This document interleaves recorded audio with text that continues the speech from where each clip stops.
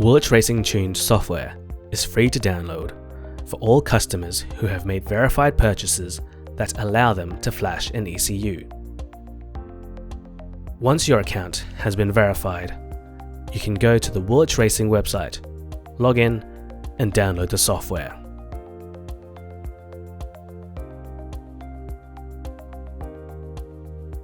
Once it has been downloaded, open up the Woolich Racing Tuned executable file and go through the installation process. Click Yes when the Windows Security pop-up appears. Note that, depending on your Windows Defender or antivirus settings, your PC may block Woolich Racing Tuned from being installed.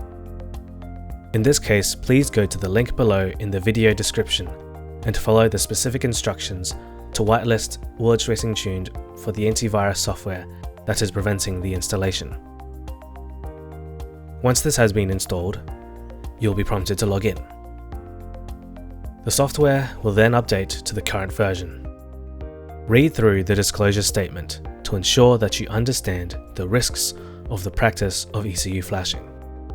The software will then begin to download updates, including bin file definitions and licenses you have access to. Once the downloads have been completed, you will be able to start using the software.